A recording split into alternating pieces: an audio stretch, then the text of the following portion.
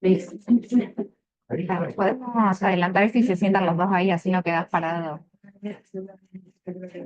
Y decirse, correr los palitos. Voy a correr esto acá, porque si no te va a... Sí, claro. Ok.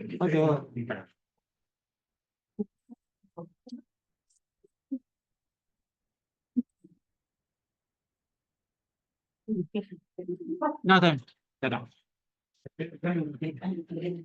Bueno, vamos a... ¿Arrancamos? Bueno, buen día a todos. Eh, Hoy nuevo Ateneo de Residentes. Yo soy Nicolás, él es Manu, de Neumo. Después va a estar Julián, que es Julián Rodríguez Kibrick, que es un médico de cardio, que está en cardiovascular, que nos ayudó un montón con este tema. Y hoy vamos a ver algo totalmente distinto a todos los Ateneos que vemos. Siempre vemos Ateneos de clínica y hoy va a ser algo distinto. Eh, Juli, cuando un momento en la U3, sí, en U3 Neo, nos preguntó, che, tengo que dar un Ateneo, qué sé yo, de qué puede ser. Y yo le dije, che, ¿te parece que vemos algo de inteligencia artificial? Y me dijo, che, me copa un poco, pero vamos viendo a ver cómo. Dice, prepáralo y vamos viendo. Bueno, se preparó todo, le gustó, así que hoy vamos a hacer esto. Y la pregunta que me dijo Juli fue, ¿vos creés que la inteligencia artificial funciona? Y ahí fue como empezamos a buscar un montón de cosas, artículos, bueno, le mandamos la encuesta también para que contesten. Así que usted busca en PubMed y hay un montón de cosas. Principalmente encontramos estos dos estudios. Este que está acá abajo es una revisión sistemática que hicieron a médicos y a estudiantes de medicina. Le hicieron encuestas para ver qué piensan sobre la inteligencia artificial. Y después, este que está acá arriba le preguntaron a médicos de guardia qué les parecía también la inteligencia artificial, pero en el sentido de hacer los resúmenes médicos, lo que nosotros evolucionamos en las historias clínicas, ¿sí? Em, Principalmente en este, vamos a enfocarnos. Lo que vieron acá en este estudio de los pediatras será que los ayudaba mucho con el tema de hacer mucho más rápido las cosas. Tenían buena eficiencia, las mismas que nosotros escribiendo a mano, pero en vez de nosotros tardar 40 minutos en hacer un resumen, estos utilizaron ChatGPT, tardaban menos de 5 minutos. Y la eficiencia era igual, porque lo que hicieron fue Juli, Sin, Juanpi hicieron sus resúmenes y después se los dieron por ejemplo, a los internos de la guardia para que lo revisen y como que no vieron muchas diferencias en lo que podían hacer otros médicos que es lo que puede ser ChatGPT, ¿sí? Siempre con instrucciones bien, bien dadas. Y después el estudio que está acá abajo, que es este que le hicieron varias encuestas a varios estudiantes y médicos, que es prácticamente la misma que le mandamos nosotros a través del CODEI. Nada, acá vemos esta imagen que el azul fuerte, ¿sí? Es cuando está, o sea, bastante aceptado y lo que es más clarito es lo que no está aceptado. Nosotros le mandamos algunas preguntas. Por ejemplo, nosotros le mandamos, por ejemplo, esta. Si la inteligencia artificial, o sea, es más eficaz que los médicos, en este caso que es la pregunta S8, vemos acá y vemos que una parte fue neutral, pero vemos que una gran cantidad dijeron que no es más eficaz. O, por ejemplo, si son más eficientes que los médicos, y en este caso, al contrario de lo que ustedes contestaron, creyeron que sí, ¿sí? Y, por ejemplo, otras preguntas más que estaban también en el cuestionario eran si creen que vamos a ser nosotros los médicos reemplazados por la inteligencia artificial, que es la pregunta S10, y dijeron que no, ¿sí? Muy pocos dijeron que sí. O, por ejemplo, si el médico que utiliza inteligencia artificial va a reemplazar al médico que no lo utilice, ¿sí? En el futuro. Y en este caso, que la pregunta S11, dijeron que sí, ¿sí? Que la mayoría contestó que están de acuerdo, ¿sí? Algunos, la mayoría contestó neutral, pero muchos están de acuerdo. Ahora les voy a mostrar qué contestaron ustedes. ¿Contestaron toda la encuesta? No.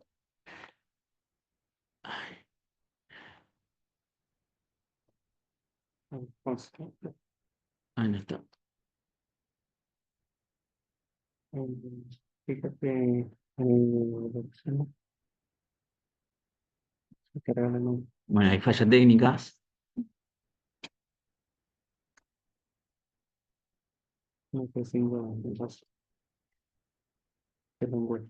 No sé qué pasó. Se me borró la. Ahí arrancamos, ¿eh? Bueno, ¿contestaron todas las encuestas? Sí. El CODI sí.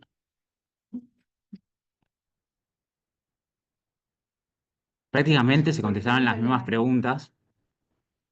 Sí.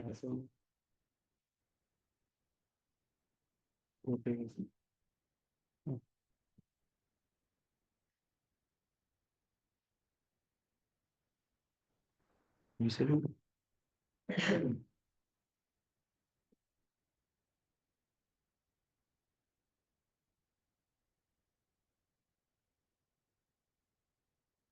Bien. Si había 40, contestaron más. Bien, por ejemplo, la primera pregunta era si los que contestaron tienen algún conocimiento sobre la inteligencia artificial. La mayoría, el 81% contestó que sí. Después le preguntamos si los que usaron alguna herramienta, cuál herramienta habían usado en algún momento. La mayoría contestó que utilizó el ChatGPT, ¿sí? Esperemos que no para hacer el IMIP, pero se utilizó, ¿sí? Algunos utilizan visualizadores de imágenes, que por ejemplo está para hacer PowerPoints, ¿sí?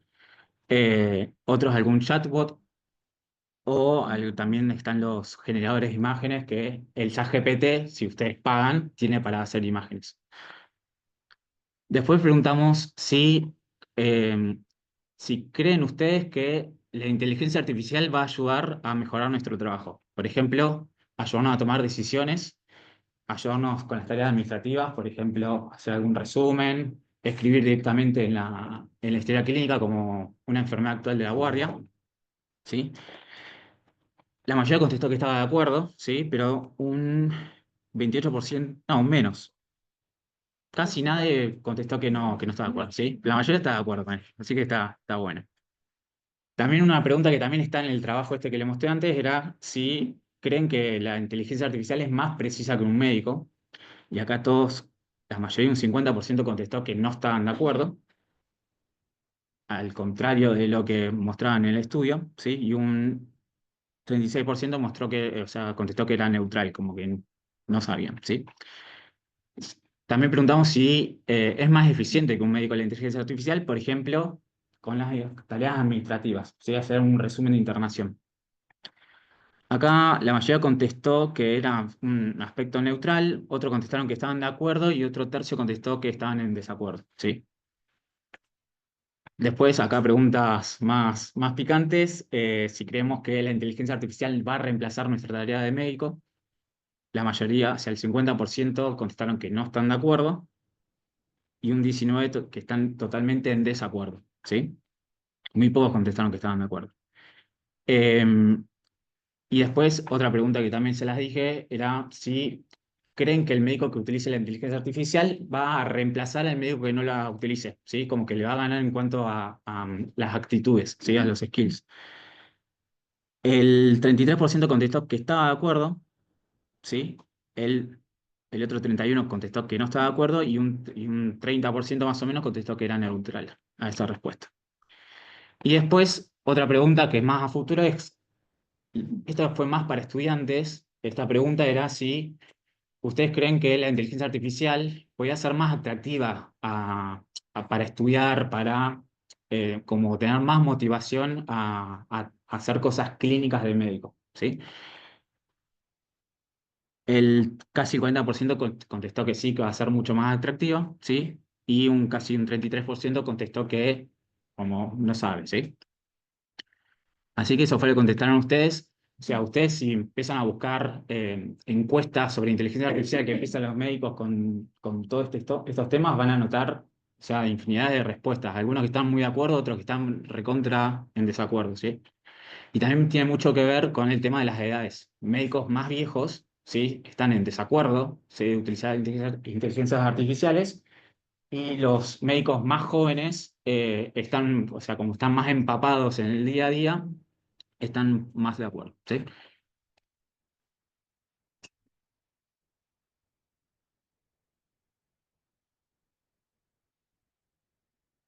Bien, breves definiciones de inteligencia artificial, hay un montón.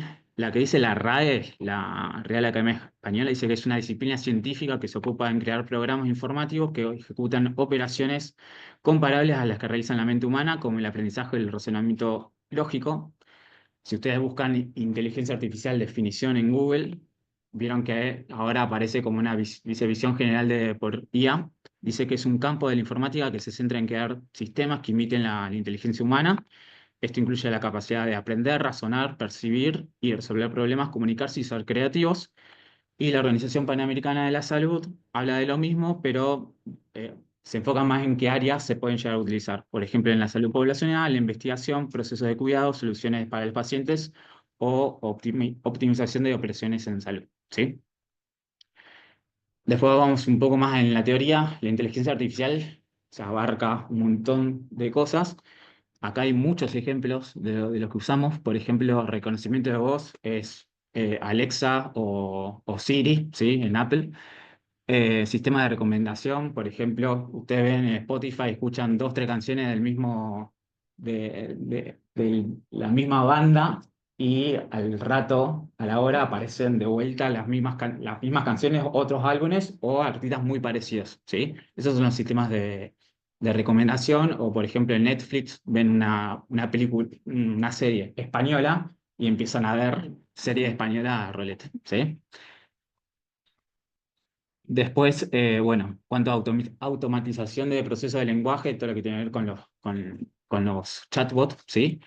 O, por ejemplo, análisis predictivo de diagnóstico médico, que ya se centra un poco más en lo que hacemos nosotros, por ejemplo, en visualizar imágenes o a partir de datos que tenemos nosotros en cuanto a historia clínica o en la patología, hacer predicciones de cómo va a estar el paciente en un futuro, ¿sí? Y dentro de la inteligencia artificial, nosotros abarcamos otros como dos subtemas, que es el machine learning, ¿sí? Que son algoritmos que lo que van a hacer es predecir lo que nosotros le preguntemos, ¿sí? Algo más conocido. Y después el deep learning, que funciona más como nuestra mente, que son redes neuronales, ¿sí? Que por peso, por cómo son las variables que nosotros le estamos dando por peso, ¿sí? Esto es más como re técnico, o sea, no me mucha bola con esto, pero imita muy parecido a lo que es una red neuronal como la que usamos nosotros, ¿sí? Dentro de todo lo machine learning y deep learning, tenemos aprendizaje, ¿sí? Es o sea, nosotros utilizamos la inteligencia artificial, pero ¿cómo aprende estas inteligencias a hacer lo que saben hacer, ¿sí? Tenemos muchos tipos de aprendizaje, pero en este caso le vamos a mostrar tres. Primero es un aprendizaje supervisado, ¿sí? Eh, el ejemplo es, o sea, nosotros le damos, siempre esto es con datos, ¿sí? No es que podemos utilizar 30 datos, sino que usamos miles y miles y miles. Usamos un montón como para que el modelo sea funcional y haga una predicción siempre de lo más confiable posible, ¿sí? Nosotros utilizamos datos de entrenamiento, que son todos los datos que nosotros podemos recolectar, lo ponemos en un algoritmo de Machine Learning, que hay un montón, no hace falta que, que ahondemos en eso. Vemos el modelo y vemos qué datos da, o sea, cuáles son los resultados que da ese modelo, ¿sí? Y después nosotros lo que hacemos es con otros datos distintos a los que tenemos, los metemos dentro del modelo y vemos a ver qué tira, ¿sí? Por ejemplo, estamos todos acá en esta aula, incluso nosotros le damos datos que están etiquetados, ¿sí? Entonces, el modelo ya sabe qué es cada cosa, ¿sí? Por ejemplo, estamos todos acá en esta sala, le ponemos en el modelo, mira, quiero que me dividas a los R1, R2, R3 y R4, ¿sí? Pero yo le voy a presentar antes, Juanpi es R3, vos sos R1, R2. Mica es R2, ¿sí? Lu es R2, ¿sí? Entonces, como yo le voy presentando, che, mirá, le digo al modelo, mirá, esta es R2, este es R3, este es R1 y este es R2, así, ¿sí? Pero dejo una parte, todos los chicos que están allá los dejo como prueba, ¿sí? yo estudié a todos ustedes. Entonces, viene Flor al modelo y se pone enfrente y el modelo te dice, bueno, esta es R2, ¿sí? Y así sucesivamente, ¿sí? Después le ponemos otros datos, vienen residentes de otros hospitales y les ven la cara, por ejemplo, y le dicen, este es R2, ¿sí? Este es R1, este es R3. Esto es un aprendizaje supervisado, ¿sí?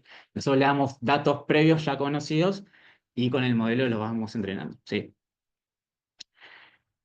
Acá les puse un ejemplo. Este es un ejemplo real que lo que hicieron es para detectar metástasis ganglionares en cáncer de mama, que si ustedes ven los números, los dibujitos, que son cortes histológicos, todos tienen ceros y unos, ¿sí?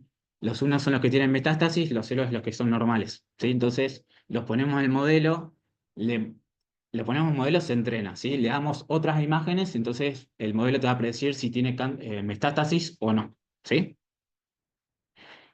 Después tenemos los no supervisados. En este caso, nosotros no le estamos dando al modelo el ejemplo de esto es un R1, esto es un R2, esto es un R3, ¿sí? Sino que lo que hace es agarramos, el ejemplo es, agarramos a toda esta sala, a todos los residentes, y lo ponemos enfrente del modelo y lo que va a hacer es clasificarlos, ¿sí? Por ejemplo, eh, no sé, el R3 se ve con la cara más cansada que un R1 que recién entró, ¿sí? Entonces, como que lo vamos clasificando, ¿sí? Utilizamos a todos ustedes, el modelo los ve, le ves la cara, por ejemplo, y lo vas clasificando. Esta tiene una cara menos cansada, esta debe ser R1. Este más cansada debe ser R3, ¿sí? Entonces, los entrenamos, nos va tirando, o sea, va clasificando, ¿sí? Como esto, lo que sucede acá, y después viene ese grupo, viene con el modelo y se pone enfrente de la cama, del modelo. Vicente, le ven la cara a Vicente, R2. Le ven la cara a Anto, R3, ¿sí? Porque estamos más pelota.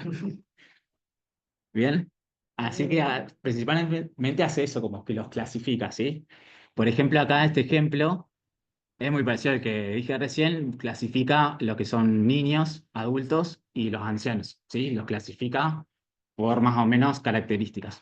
Y después, este, ay, este dibujito que está ahí abajo es el mismo que estaba antes, nada más que al modelo no le dijeron, este es un corte con metástasis y este no, sino que los pusieron a todos juntos, se lo dieron al modelo y lo que hacen es clasificarlos, ¿sí? A los que son más parecidos los ponen por un lado y los que son menos parecidos, o sea, más parecidos los ponen de un lado y los que son más parecidos pero tienen otras características los ponen del otro, ¿sí? Y quedan en el medio algunos que no entran en ninguna clasificación, ¿sí? Y después, este es aprendizaje por reforzamiento, que es muy para... O sea, para poner un ejemplo, es, por ejemplo, practicamos un deporte que nosotros no sabemos cómo se practica, ¿sí? Yo quiero jugar al tenis, nunca jugué al tenis en mi vida, pero más o menos sé las reglas, ¿sí? Entonces me tiran la pelotita y yo le tengo que tratar de pasar al otro lado de la red, ¿sí? La primera vez no puedo, entonces tengo un punto menos, ¿sí? Y después me tiran la pelotita de vuelta, la paso por la red, tengo un punto de más, ¿sí? Entonces yo, por refuerzo, lo que hago es, voy a entender cómo se le pega la pelotita para pasarla al otro lado de la red, ¿sí? Entonces estos modelos se entrenan de esta manera. Un ejemplo es, después léanlo este artículo, que es, hicieron un modelo para detectar cáncer de piel, pero con el modelo de reforzamiento, ¿sí? Le iban poniendo lunares, iban diciendo, che, este lunar no es, o sea, no es de cáncer, ¿sí? Pero hay en la edad de baja, entonces como que se iban reentrenando hasta que llega un momento que detectaba la mayoría de los cánceres de piel, ¿sí? Bueno, después, ¿qué ventajas y desventajas tenemos con el uso de la inteligencia artificial? Tenemos diagnósticos rápidos y precisos, ¿sí? Por ejemplo, para ver imágenes. El Hospital Italiano tiene su visualizador de imágenes, que está bueno. El optimizar el tiempo médico, que era lo que les hablaba antes con el tema del primer estudio que les mostré, que los pediatras decían que utilizaban menos tiempo para hacer resúmenes y con la misma eficacia que lo haríamos nosotros sin utilizarlo. Hacer una medicina más personalizada, ¿sí? Con tratamientos según perfil genético. También utilizan para hacer, por ejemplo, tratamientos de onco, ese aprendizaje por reforzamiento, ¿sí? Como que van viendo con los distintos tratamientos cuál es el mejor. Y para cada tipo de paciente, no es que para todos, sino que para ABUS el mejor tratamiento es este, para Mica es este tratamiento, ¿sí? Para Juanpi es otro tratamiento, ¿sí? Según el paciente y según las drogas, ¿sí? Bueno, esto, gestión de recursos, una eficiencia mejor hospitalaria, descubrimiento de fármacos, que hay un programa llamado AlphaFold de Google que hace unas predicciones de proteínas e incluso van generando nuevas proteínas. Bueno, asistentes virtuales o telemedicina, que acá el ejemplo es Boti, ¿sí? Que ahora no, o sea, te habla de cualquier cosa, pero en un momento hablaba mucho de COVID, que le tosías al celular y te decía, che, tenés más posibilidades de tener COVID, menos posibilidades, ¿sí? Predicción de enfermedades, más o menos los que le dije antes.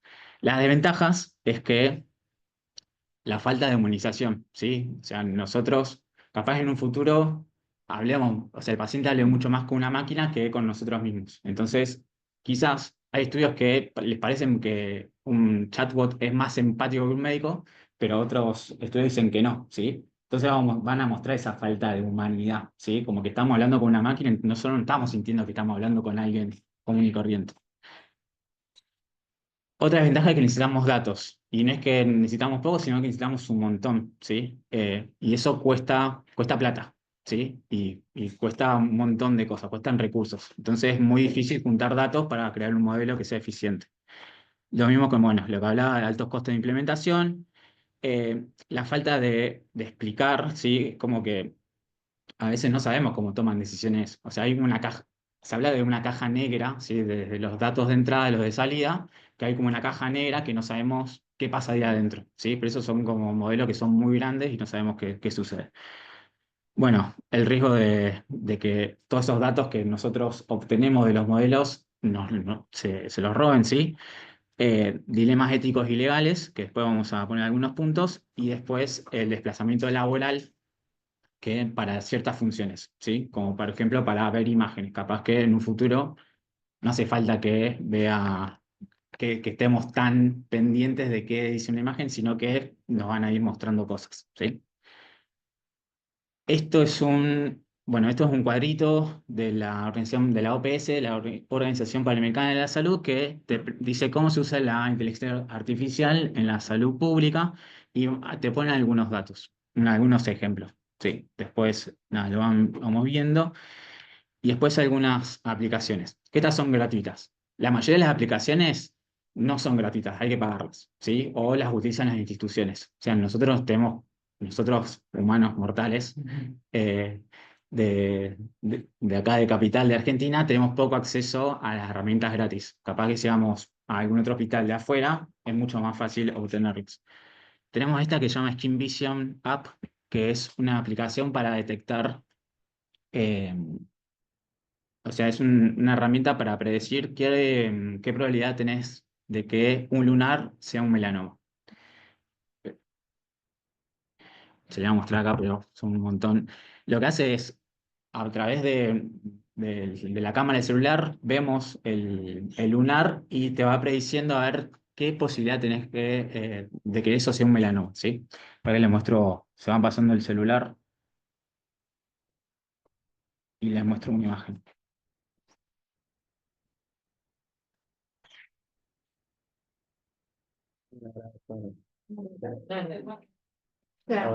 ¿Qué? Ah, le mando el grupo de guardias. Bueno, después se los mando. Entonces lo que hace es eso, predecir cuál es la probabilidad de que eso sea un melanoma. Lo hicimos, ayer lo probamos con dos personas. Uno que tenía un lunar normal, que dijo eh, que la probabilidad de tener un melanoma era bajo, ¿sí? Y que no hace falta que haga consultas sucesivas. Y otro lunar, que era un lunar grande con bordes irregulares, dijo que se haga un chequeo en 3 meses, ¿sí? Por el riesgo que tenía. Bueno, acá vamos a la parte de lo que es imágenes. Cuando se hizo durante la pandemia de COVID, es como que esto fue un boom, todo este tema de la inteligencia artificial, y se usó mucho para ver imágenes. Acá hicieron como un estudio, compararon a un médico con tres modelos de inteligencia artificial que veían radiografías y fueron comparando. Lo que veían era comparaban solamente para ver algo particular que era neumonía por COVID, ¿sí? Lo que veían era que un médico, nosotros podemos descartar fácilmente de una neumonía por COVID, ¿sí? Las inteligencias artificiales eran como que las podían descubrir un poco más fácil, ¿sí? Pero además lo que se veía era que como el médico podía descartar fácilmente, también le costaba mucho darse cuenta que era una neumonía por COVID, ¿sí? En cambio, la inteligencia artificial descartaba bien lo que era una neumonía por COVID, pero también la podía descubrir un poquito más fácil, ¿sí? No es que no era que eran porcentajes abrumadores que directamente usábamos la inteligencia artificial, pero que estaban un poquito ahí más o menos parejos. Entonces, lo que concluye este estudio era que nos podemos como ayudar de algún visualizador de imágenes para este tipo de casos. Así más o menos como este es del hospital del italiano, cómo ve las radiografías. Directamente no es que ven, o sea, ven cada imagen, te describen cada imagen, sino que le dijeron, bueno, al modelo, mira, quiero que me marques las opacidades, los neumotórax y algunas cosas más, ¿sí? Entonces, por mapas de calores, lo que hacen es, van descubriendo cuáles son las zonas que pueden llegar a tener opacidades, ¿sí? Después el médico, nada, va a interpretar la imagen de mejor manera, ¿sí? Lo mismo con los derrames pleurales, ¿vale? Bueno, este es el neumotórax, ¿sí? Acá ve, lo marca bien y después tenemos acá en esta imagen las opacidades que describen que es un derrame pleural. Después, en cuanto a pediatría, nosotros lo que podemos llegar a ver, este sistema no, o sea, no se utiliza, pero crearon un modelo para detectar a través de videos, registros médicos y encuestas a los padres, crearon un modelo para predecir qué chico puede, o sea, algún chico que nosotros sospechemos que tiene un trastorno del espectro autista, para predecir si lo puede llegar a tener o no. Y crearon un modelo que tiene un 80% de precisión, pero nada más que no se lanzó al mercado. Después, este que me contó Juli que lo vieron lo utilizaron en niños sanos, que es para detectar la probabilidad de que tengas un síndrome genético. eh, que lo muestran acá en este caso, ¿sí? O sea, no es que no te dice qué síndrome genético que es, pero te muestra alguna probabilidad que lo tengas. Y después, bueno, este después lo vamos a ver bien, pero también se llama Notebook LM, que lo que hace es muy parecido a un ChatGPT. Nosotros ponemos un artículo, artículo de cualquier cosa que queramos leer y le vamos haciendo preguntas. Yo acá en este caso subía un diagnóstico de tuberculosis. Entonces le empecé a preguntar, bueno, ¿cuál es el diagnóstico de tuberculosis? Y me iba tirando, ¿cuál es el tratamiento? ¿Sí? Y le puedes preguntando cosas, irle preguntando cosas más finas que te la va contestando. ¿Sí? ¿Esta va a ser? No, esta es mía. O sea, yo le voy poniendo, yo le subo el archivo. Yo le subo el archivo. Claro, incluso. ¿Y el filtro que hace? O sea, es muy parecido a un ChatGPT. Por predicción de que lo que vos escribiste te genera una respuesta. Y también está la función para crearte como un podcast, o sea, escuchás lo que vos subiste, contestándote las preguntas que vos subiste, te la van contestando una voz. Está buena esto, está buenísimo. Y después tenemos estos, los modelos de lenguaje largos, que son los que conocemos, tenemos como el ChatGPT, está acá el Gemini, que es el de Google. El Meta es el que vemos en WhatsApp, ¿sí? Y después está el DeepSeek, que es el nuevo este que salió, que se hizo re famoso hace unos días. Así que bueno, esta es la primera parte de lo teórico, ahora pasamos a la parte más práctica. Ah, perdón, y este artículo son dos. Uno es, el que está acá arriba, habla sobre, hicieron un estudio con tres médicos y lo que hicieron es comparar, o sea, qué pensaban ellos y qué pensaban los pacientes con una inteligencia artificial que escriba a través de la voz una consulta médica. Entonces lo que vieron era, primero, que era más rápido, segundo, o sea, en contra, era que a veces el ChatGPT, todos estos lenguajes largos, tienen como alucinaciones. Es como que vos le decís algo y capaz te lo interpreta de alguna otra manera.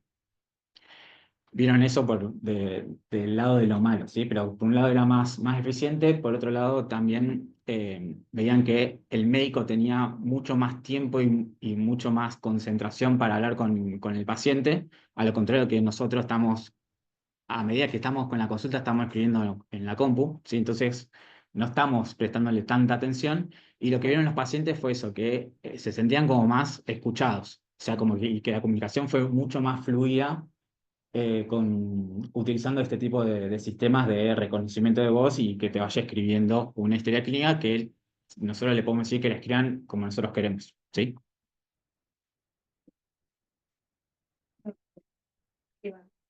Se hacen los distintos, por ahí, niveles socioeconómicos y educativos de los pacientes. Digo, porque hacer esa GPT es como una herramienta que depende un montón del uso, o sea, de un médico intermediario. Sí. ¿Me explicó? Como pensar, no es lo mismo un bot que lo conteste un profesional que... En este caso, por ejemplo, o sea, ahora después lo vamos a ver bien con mano, pero vos por ejemplo, al ChatGPT le vas tirando instrucciones, ¿sí? Yo quiero que hagas esto, esto y esto y esto, ¿sí? En el caso de, por ejemplo, en este estudio, o sea, yo lo probé con una consulta de YouTube, entonces te va transcribiendo lo que contestó el médico y lo que contesta el paciente y también te va separando, ¿sí? Esto lo contesta el médico, esto el paciente. Entonces yo le dije, bueno, hacemos una historia clínica con enfermedad actual, con antecedentes personales, antecedentes familiares, bla, bla, bla. Y te lo fue haciendo. Sí, Si hay alguna información según quién era el ah, emisor de la información. no, ni idea. Eso ni idea. Eh, pero bueno, es una herramienta que le pueden utilizar todos. O sea, no discrimina estratos sociales ni siquiera niveles educativos. Claro. Ah, no, el lenguaje no te. Yo incluso le puedo escribir con faltas de ortografía, un montón de cosas, que no pasa nada. Te hace buenas predicciones. Y después, el que está acá abajo es utilizar el ChatGPT 4, que es el pago, para comparar documentos de, de resúmenes de internación.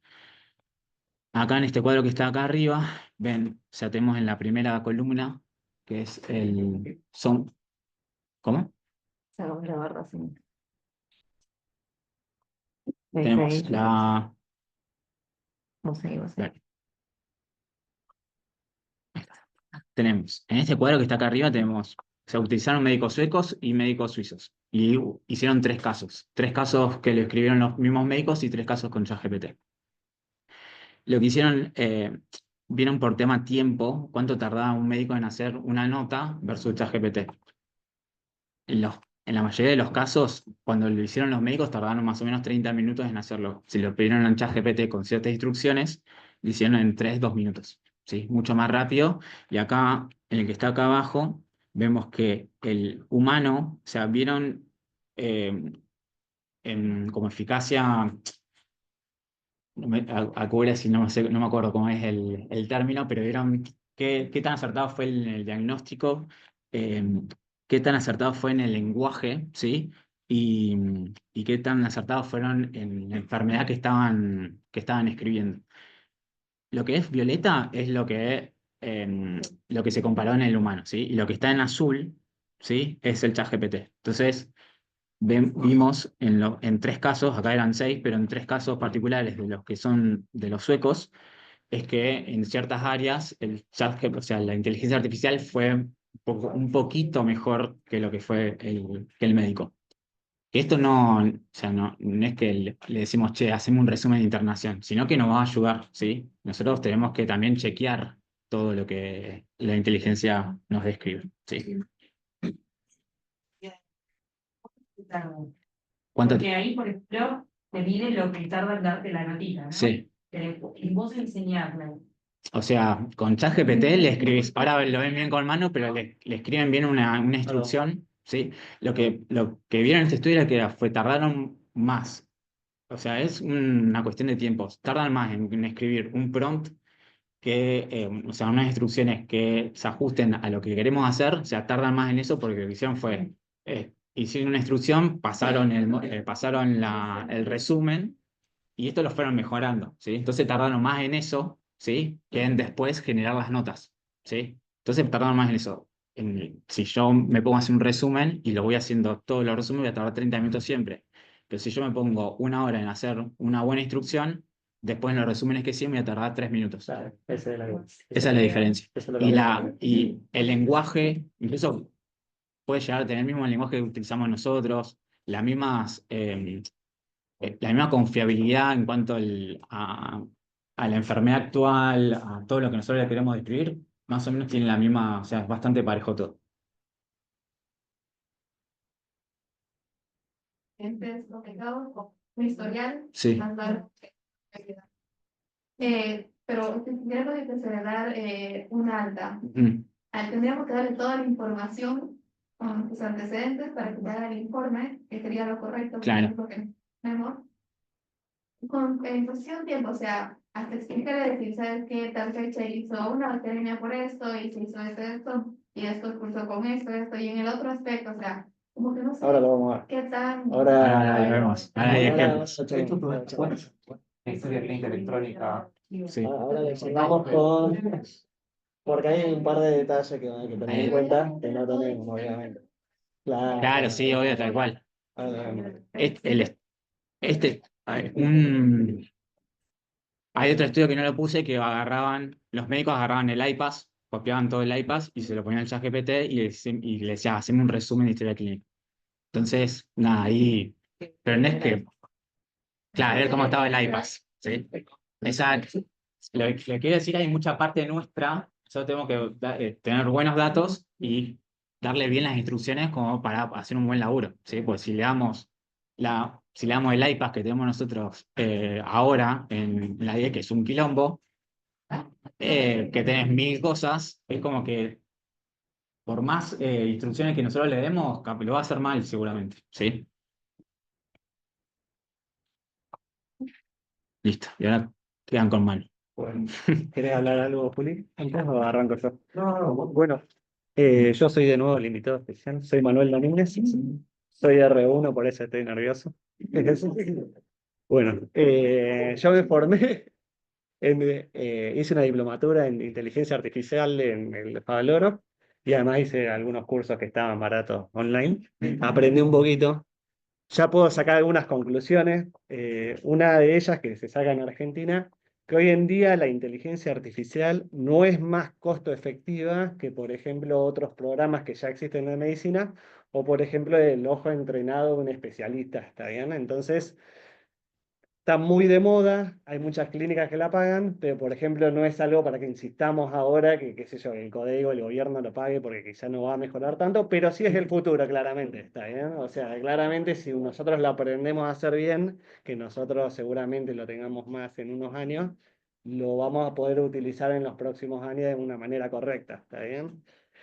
¿Qué problemas tenemos además acá en el Gutiérrez? Como bien dijeron, no tenemos una buena base de datos, ¿no? O sea, ojalá que el chat GPT te lea las carpetas de internación, pero todavía no te las lee y tampoco la va a leer. Estamos en plan de hacer algo un poquito más lindo de internación, que bueno, pues le voy a decir en algún momento. Pero también está el inconveniente que la gente grande en general no quiere aprender, que es un poco las conclusiones que muchas veces salen, pero esto va a ir de a poco y probablemente vaya a tomar un lugar muy importante. ¿Y qué es lo que le traigo para aprender? Que sí es la base de todo esto, es la ingeniería de prompts, ¿no? ¿Qué es un prompt? Son las indicaciones que uno le da a la inteligencia artificial para que nos devuelva lo que nosotros queramos, ¿está bien? Entonces, esto nos puede servir, por ejemplo, para un chatbot, pero también, por ejemplo, para un creador de imágenes o para otro, un creador de música, o lo que sea, que también te va a pedir las indicaciones. Mientras más precisas sean las indicaciones, más rápido va a ser el trabajo también. Entonces, vamos primero un poco con lo que son los chatbots que podemos usar. Lo mejor que hay hoy en día es ChatGPT y después tenemos DeepSeek. Gemini es bastante cómodo porque es de Google. A mí me gusta usarlo para las instrucciones sobre cosas de Google, por ejemplo, para fórmulas de Excel o todo lo demás. Pero realmente estos dos son mucho mejor. La verdad que después Meta es bastante malo.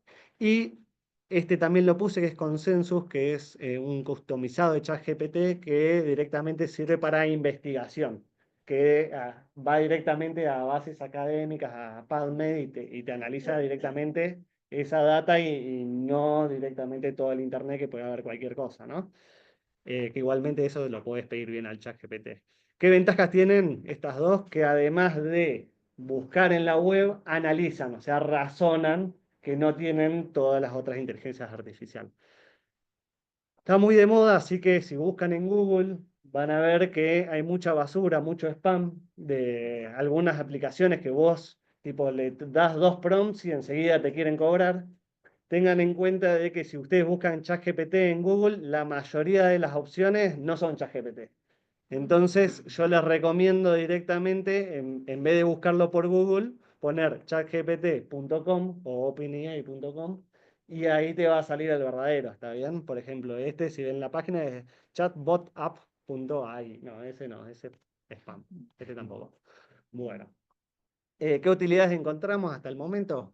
La verdad que es muy buena en generación y resumen de texto, que seguramente lo que vieron todos, ¿no? Extracción de información, la verdad que también. Generar preguntas y respuestas, peligrosa, es bien para la facultad en pandemia, ¿viste? Que copiás y pegáis, bastante bien responde. Generación de códigos y de fórmulas. Si no sabes programar, eventualmente uno le va preguntando lo que quiere programar y vas programando, vas haciendo fórmula de Excel. La verdad que para eso es muy bueno. Y ayuda al razonamiento, no lo sé mucho yo, pero sí está muy descrito. Medio verde con utilidad controvertida en nuestro ámbito. Análisis de datos clínicos, resumen de historiales, asistencia a diagnóstico. Acuérdense que te da información, pero la decisión la tomamos nosotros, ¿está bien? Entonces, obviamente, tiene que tener una muy buena base para poder interpretar bien lo que dice la base del ChatGPT. Generación de hipótesis e investigación. Es bueno escribiendo, pero bueno, la hipótesis tiene que surgir de uno mismo. Optimización de tratamientos, educación y capacitación médica. Por ahora hay otras cosas mejores.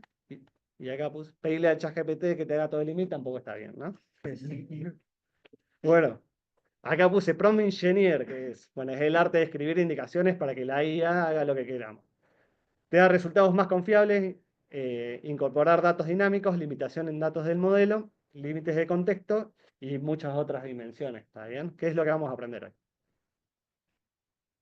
Hard prompting es lo que vamos a hacer nosotros, que es justamente hablarle un lenguaje más coloquial y que te lo interprete y de esa manera nos devuelva algo. No es lo más efectivo. ¿Qué es lo más efectivo? Por ejemplo, usar Python, que es un lenguaje de programación, y darle las instrucciones por ese lado y que te dé algo que seguramente es mucho más confiable y que te dé siempre lo mismo. No vamos a aprender obviamente Python, pero esto si lo hacemos bien nos va a ser bastante útil. ¿Qué recomendaciones generales tenemos? No, elementos de un prompt primero, ¿no? ¿Qué elementos va a necesitar un prompt? Una introducción, que es una tarea o instrucción. Un contexto, ahora vamos a ver. Datos de entrada, o sea, qué es lo que vamos a dar para que procese. Y datos de salida, qué es lo que queremos que nos devuelva. ¿Está bien?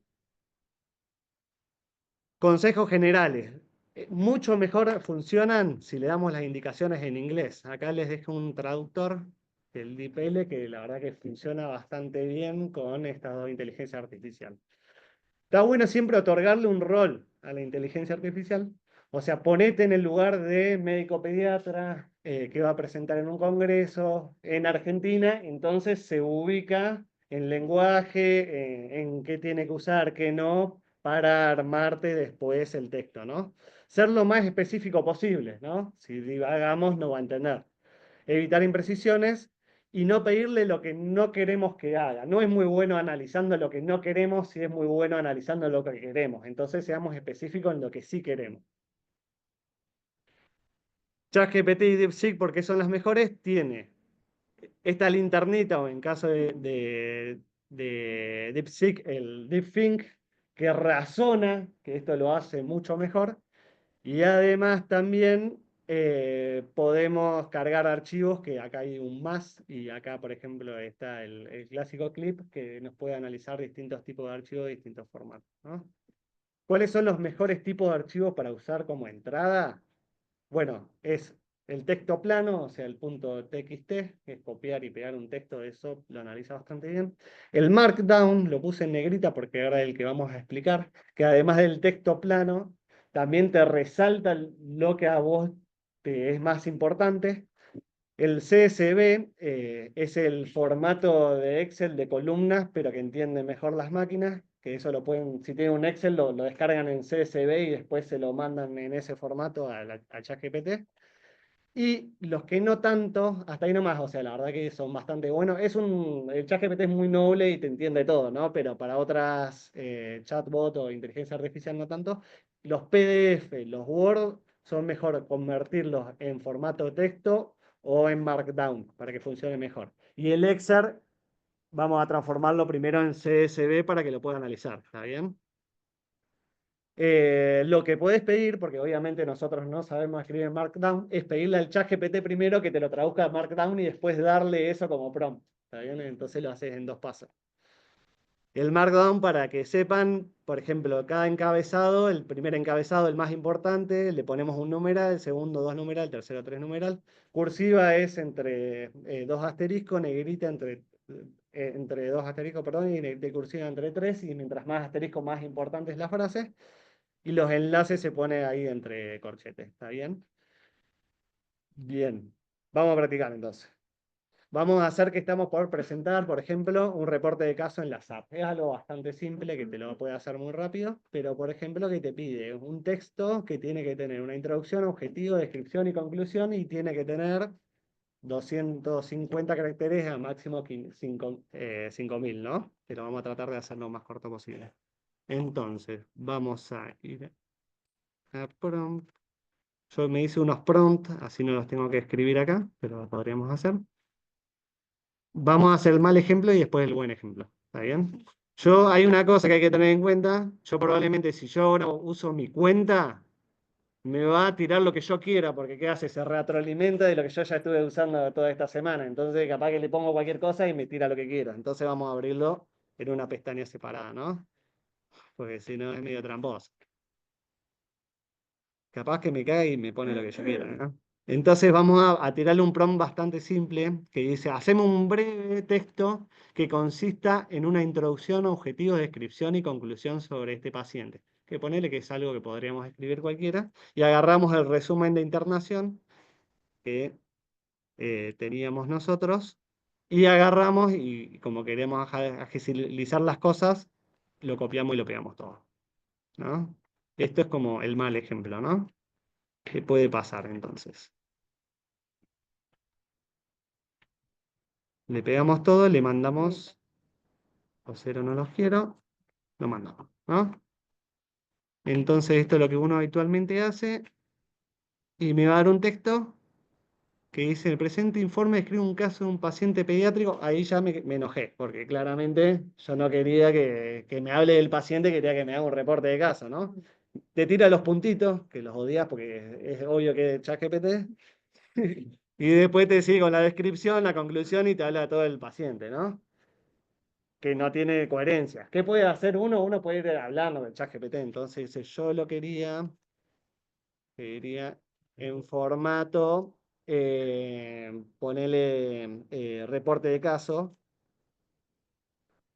y que en la introducción y la conclusión me dé datos de la patología. Entonces le va charlando y lo va modificando, ¿está bien? Pero fíjense que es cada vez más inefectivo. Este ya va mejorando. Introducción, la bronquiolitis obliterante es una enfermedad pulmonar crónica caracterizada por breve obstrucción. Y sí, otra vez los puntitos.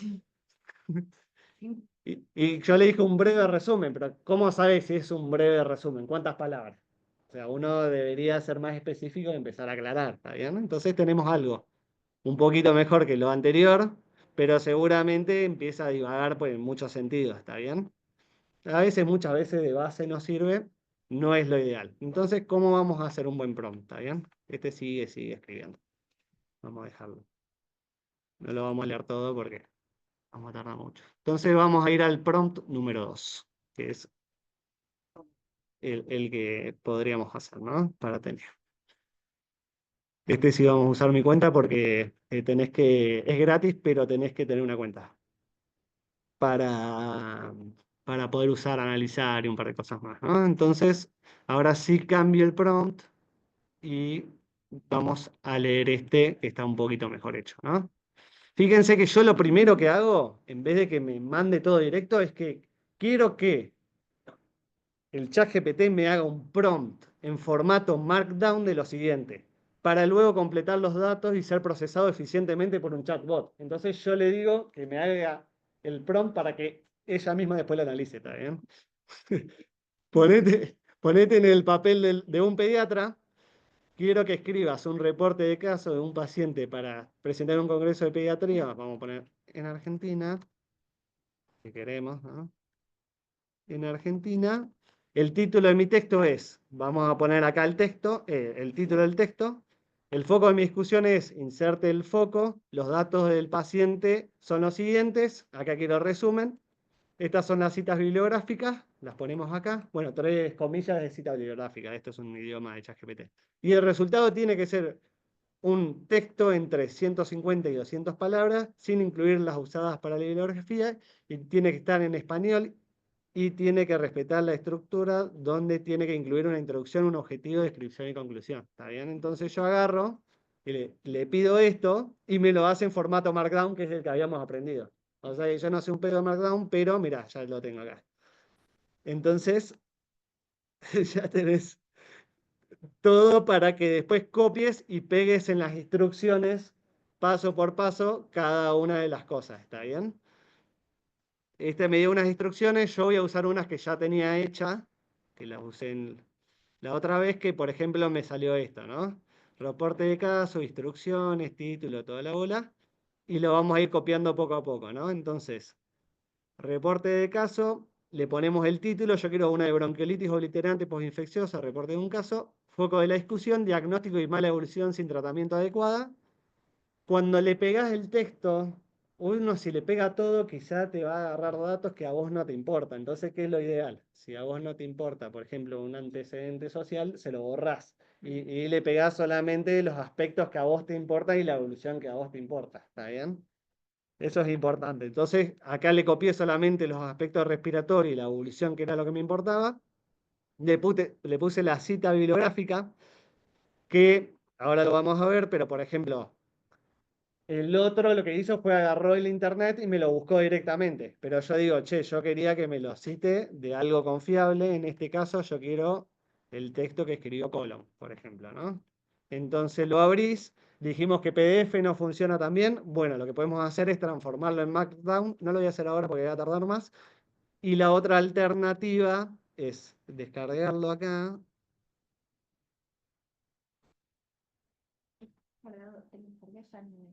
Ah, está descargado, ¿no? Bueno, igualmente yo ya lo había hecho esto lo voy a saltear igual, este paso. Pero lo transformás en Markdown, por ejemplo, y yo agarré y lo copié en Markdown directamente en donde dice cita bibliográfica, ¿está bien? Entonces agarré y lo copié todo en formato Markdown para que también me lo analice mejor. Esto es solamente un paper, no escribí nada de esto. Y agarro entonces y copio este prompt, que es bastante largo, pero va a ser efectivo. Lo voy a pegar el ChatGPT. Esto vamos a hacer uno nuevo. Lo mando. No, me faltó una parte. Vamos a hacer igual la comparación. Pero me faltó apretar analizar. Y arranca y ya te pone otro razonamiento, ¿no? Una afectación pulmonar crónica severa que resulta de una agresión inflamatoria, se asocia a infecciones virales, adenovirus para influenza. Bueno, y, y ya te enfoca en lo que vos querías. Este caso destaca la importancia del diagnóstico precoz y la adherencia al tratamiento para mejorar el pronóstico del paciente. ¿Está bien? Te pone los objetivos y ya cuando te habla del caso, fíjense que te habla de los antecedentes, ¿no? Que a los 11 meses tuvo la injuria. Desde el 2017 se evidenció la falta de adherencia a tratamiento y estudios indicados, y en marzo del 2023 se internó para actualización diagnóstica, hallándose saturación de 94, de saturación es significativa, la tomografía nueva con nueva afectación y un patrón obstructivo severo. Entonces ya te pone una conclusión, que es muy buena armándola siempre, que te dice que la importancia del diagnóstico temprano y la adherencia a tratamiento para evitar deterioro funcional, la falta de seguimiento adecuado compromete la evolución clínica, enfatizando la necesidad de estrategias multidisciplinarias para optimizar el manejo de ¿no? Entonces, y vos si contás esta cantidad de palabras, probablemente te llegue hasta 250 y te hagas justo lo que vos quieras. Entonces, uno dice, bueno, tardaste mucho más, sí, pero uno qué hace, ya el prompt que yo hice al principio, agarro y me lo guardo. Entonces, ¿qué recomendación vamos a poner? Que para ir concluyendo, cada vez que hagas un prompt y a vos te haya servido y haya sido eficiente, guárdatelo. Entonces ya lo podés usar para las próximas veces que lo querés usar. Después pídanle al chatbot que ayude a hacer un buen prompt en formato Markdown. Y acuérdense que la IA no toma decisiones, la responsabilidad y las decisiones son del médico. Y la pregunta de todos, ¿no? ¿Es seguro dar datos personales del paciente? Y en realidad solamente es seguro si lo tenés descargado al ChatGPT, ¿no? Todo lo que das, después lo usa como base de datos para entrenar a su propio modelo, ¿está bien? Entonces evitemos dar nombres personales, dar documentos y todo eso, pero bueno, si uno firma el consentimiento de investigación, técnicamente la historia clínica sí la puede usar, es más, después se va a publicar en internet y toda la bola, ¿no? ¿Cuál es el problema de descargarlo? Que necesitas una computadora de más o menos 800 GB de RAM, que obviamente no vamos a tener ni tiene nadie en Argentina. Las nuestras tienen como, por suerte, 4 o 8 GB de RAM, ¿no? Así que si querés... Y lo último, ya terminamos. Sí, eso como que lo que uno puede hacer, que igual iba a tardar un poquito más, es en el momento que haces un chat nuevo, le pones razonar. Y ahí lo mandás. Claro, buscar es para que busque la web, que también está bueno más que nada si querés buscar información. Y ahí lo mandás. Tarda mucho más, vamos a dejarlo esperar, pero fíjense que lo piensa, no es que te tira un texto de una, pero te da un texto mucho mejor escrito. ¿Está bien? Entonces aprieten razonar también y más si quieren hacer algo lindo. Nada, y lo último, esto más como conclusiones, es que hay un enfoque ético del uso de la inteligencia artificial en salud, que primero es proteger la autonomía humana, ¿sí? Siempre tenemos que mantener nuestra decisión, o sea, por lo que estudiamos y también por cómo pensamos, y no dejar que estas inteligencias actúen por nosotros y que le creamos 100%, sino que nosotros tengamos una autonomía como pensadores, que siempre tenemos que promover el bienestar humano y la seguridad del interés público, que o sea, no debería producir daños, ni incluir medidas de mejoramiento, y debería tener medidas de mejoramiento todo el tiempo, que tenemos que asegurar la transparencia y la inteligibilidad, que debe entenderse para todos, para el que lo desarrolla, para el médico y para el paciente, que tenemos que ser responsables con este uso, ¿sí? Por lo que veníamos diciendo antes, que todos, o sea, esto siempre va a ser en el futuro, pero tiene que ser inclusivo y tiene que ser equitativa, y que, bueno, esto es sustentabilidad consistente con los esfuerzos mundiales de reducir el impacto humano en al medio ambiente, como así, ahí está, como anticiparse a las posibles pérdidas de trabajo debido a la automatización. Así que nada, con eso ya estamos, y muchas gracias.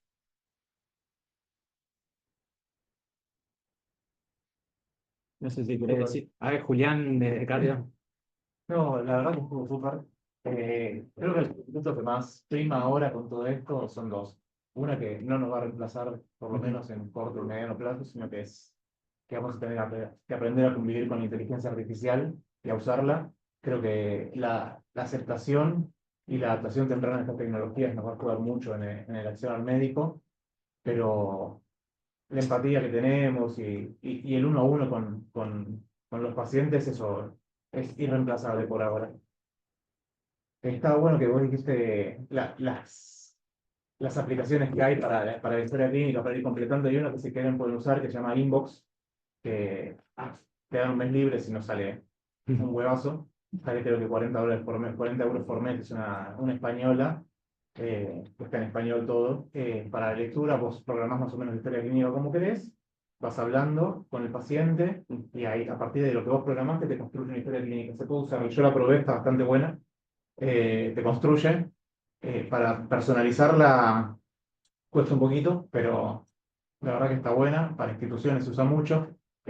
Ahora en Estados Unidos está muy en boga las aplicaciones de ese tipo, para no tener que escribir mientras estás con los pacientes, y los pacientes sienten el cambio realmente, que vos no estás atrás de la computadora escribiendo, sino que estás prestando atención, le estás dando bola. La verdad que eso está bastante, bastante bueno.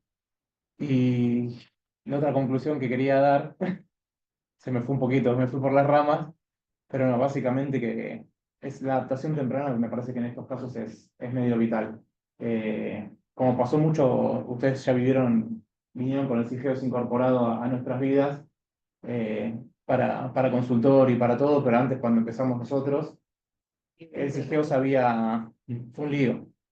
Fue un lío. Había un libro de guardia, uno anotaba ahí, en los consultorios también estaban todas las historias clínicas, y fue mucha la resistencia al cambio de mucha gente, que me iban a auditar, que no van a dejar que... Y no, la verdad que nada de lo que planteábamos y nada de los miedos nos cambió, y la verdad que es una herramienta ahora el CIGEO que es medio imprescindible, todos la super usamos, y tenemos todo ahí.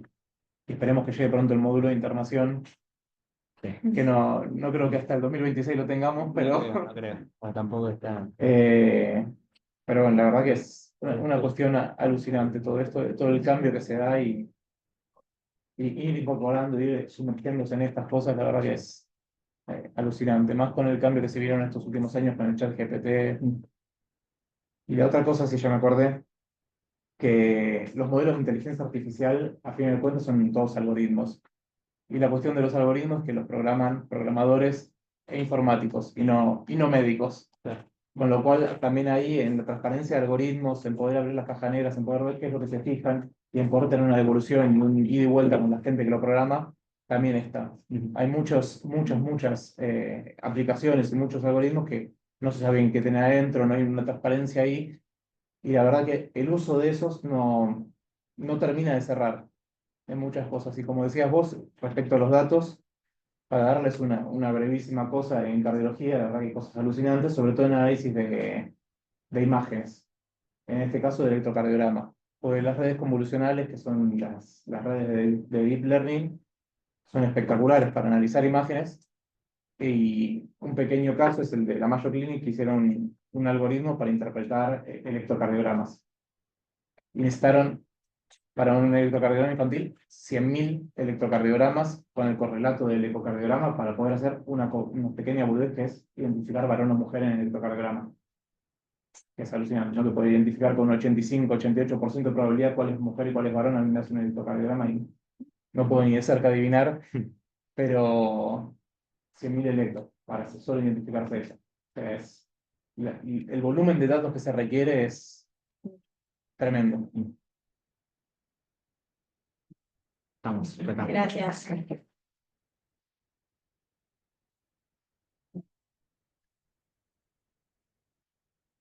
Ya no se vayan. Bueno, no te la no, para